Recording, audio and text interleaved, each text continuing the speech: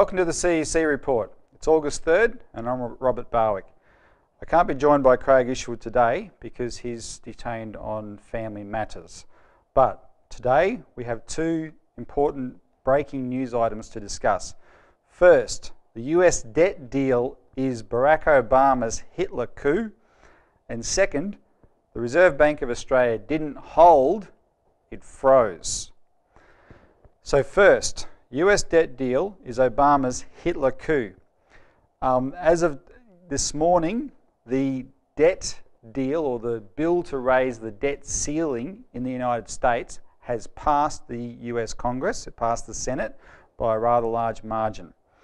All around the world you're hearing this of relief, and that's kind of like the media focus about what a relief it is. There's not going to be a US default with all the drama that involved. But behind those fews of relief, the details of this bill reveal that what has passed is nothing but a fascist dictatorship. We in the CEC released on our press release service yesterday a LaRouche-packed statement on the matter, which I urge you all to read. I'll just highlight some of the facts though. This legislation establishes the following. 1. An initial cut of $1 trillion from the United States federal budget. Where's that going to come from? 2. The creation of what Obama has named the Super Congress, which is a 12-person body composed of 6 Democrats and 6 Republicans who are tasked to come up with an additional $1.5 trillion in cuts by November the 23rd this year. 3. The recommendations made by this Super Congress for these additional cuts will be sent to both houses of Congress to receive only an up or down vote. In other words, they can't be amended and they cannot be filibustered. If the Congress votes no on the recommendations, and that is based on a scenario where, say, the Democrats are presented with budget cuts to Medicare, Medicaid, Social Security, which will kill people, and so any congressman with a conscience who vote no to these cuts, or if the Congress as a whole decides that it cannot do this to the American people and votes no, then the cuts will go ahead anyway, but they will be evenly distributed between the defence budget and domestic entitlement programs. So this is the important point. If the Congress doesn't go along with these decisions by the so-called Super Congress, the cuts go through anyway. So Lyndon LaRouche's point is this bill is Barack Obama's Hitler coup. Now, one of the things the media is spinning here is that this is, Obama, who's a Democrat, has been painted into a corner here. He's had to accede to the Republicans. At worst, it shows he is weak. No. Barack Obama is responsible for this outcome. Until November last year, when they had the election, Obama had a majority of Democrats in both houses of Congress. He was elected after 8 years of the dumbest, most disastrous president in US history, George W. Bush. 2 million Americans braved the bitter cold to watch his inauguration live, to be there in person. The American people hoped against hope that Obama would be, 1, what he promised he would be in the election campaign, and 2, what they needed, which was another Franklin Roosevelt.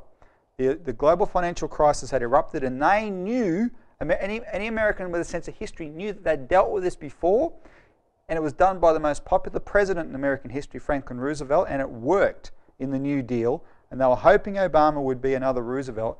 And what Obama did instead, he bailed out the banks. He continued Bush's policy of bailing out Wall Street, bailing out the banks, and made the American people suffer through brutal austerity, including his Obamacare to cut a lot of money out of Medicaid for the elderly, etc. This man is the front for people like George Soros, etc., who have seized on this time to bring in a dictatorship so that they make sure that America's Constitution is not used the way Roosevelt did it to tame the power of Wall Street and the City of London as he did it. And this is Obama's job. He's fooled the American people, and that's why LaRouche is making the point about this that he is. And so when a law like this passes, which actually enshrines an unaccountable body as the decision maker, which effectively cannot be questioned, that is an exact repeat of how Hitler seized his power. Now, I just want to make an aside here before I continue with my points. There are a lot of people who try to shut down debate by saying that you cannot compare anyone to Hitler. You know, no one in modern times can possibly be compared to such an evil madman as Hitler. Well, here's the point I want to make. In 1933, Hitler wasn't Hitler. Hitler hadn't killed anybody. Hitler hadn't gassed anybody. Hitler hadn't locked up all the Jews in 1933, right? What would have happened in 1933 if someone had have said in the German Reichstag, this man is Hitler, he's a monster, we're not going to give him these powers he demands. See, you can make these statements because if you base history, if you understand history based on principle, and you understand what's going on now based on principle. And what they are enshrining here is a Hitler-style fascist dictatorship to entrench the power of the City of London and Wall Street over the lives of every human being in the world. On this question of an unaccountable body, it's a particular sort of like fad at the moment. It's a fashion. Obama's obsessed with it. If you know the details of his Obamacare policy, the centerpiece of the policy was what we call the death panel, which was, it was supposed to be an unaccountable body that would make the impose the budget cutting decisions on healthcare, which they knew that elected representatives would not be able to do. Hence why we called it a death panel. And when they proposed it, they specifically based it on the model of the United States Federal Reserve, which is the unaccountable body that runs the American monetary system, which is the definition of fascism. Well, I'll give you another definition of fascism. Franklin Roosevelt gave the very best one, and he said this, quote, "The liberty of a democracy is not safe if the people tolerate the growth of a private power to the point where it threatens the democratic state itself. That, in its essence, is fascism, ownership of government by an individual, a group, or by any controlling private power." So this is this practice of Obama's of stripping power away from the constitutional authority enshrined in the Congress, the elected representatives of the American people, and put it in these unaccountable bodies, is the incremental establishment of fascism over the United States. And I must say, we are copying it here in Australia. Julia Gillard's healthcare reform that she's just announced also has governing it a quote-unquote death panel, by an unaccountable body which will impose the budget cuts necessary to control costs. Likewise, her carbon tax will also be policed by an unaccountable body whose job will be to make sure that the target of 5% emissions cuts on 1990 levels by 2020 is met as we're approaching 2020. This is a body that will be able to dictate increases in the carbon tax, etc., to make sure that is met. So this is happening not just in the United States. And yeah, so this is a very, you know, we're emphasising this at the moment because you cannot underestimate how serious it is. One other point to make about this particular bailout, though, and it shows you the way you know, politicians can be intimidated based on a lie.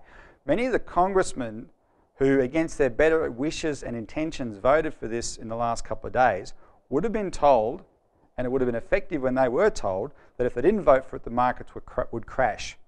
Well, if you woke up in Australia this morning, what you would have seen is the markets crashed anyway, right? This is not a solution to the global financial crisis. They've just made it worse.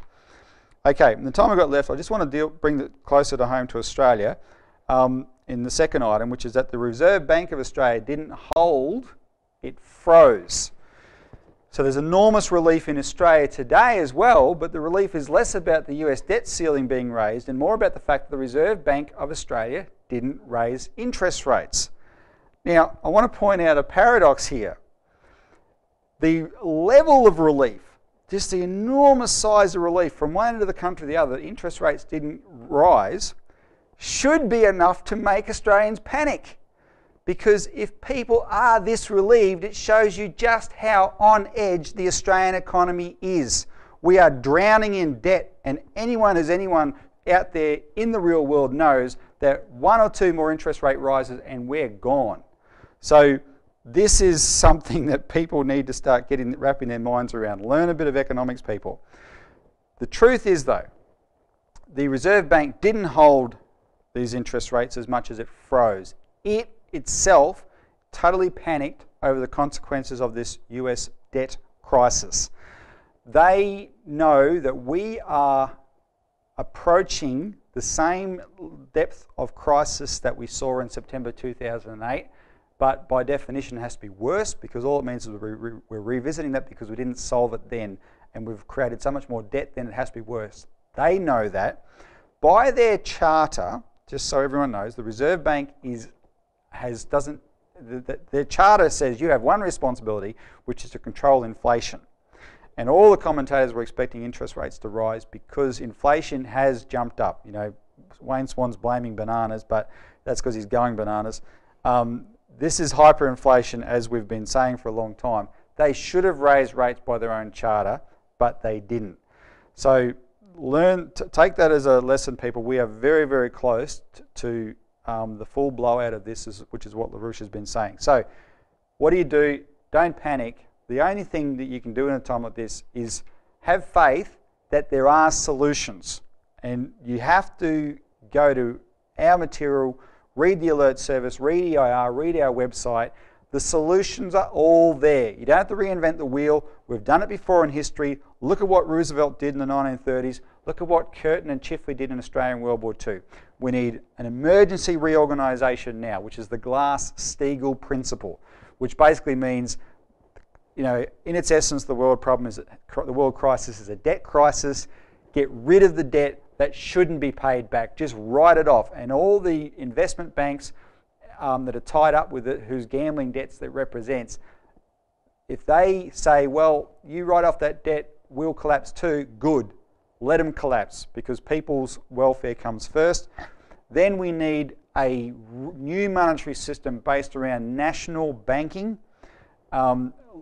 which is an American invention, but Australia copied it with the Commonwealth Bank, and it works. Where banking the banking system is operated so that the welfare of the people is primary, and the long-term investments that assure the welfare of the people are taken care of.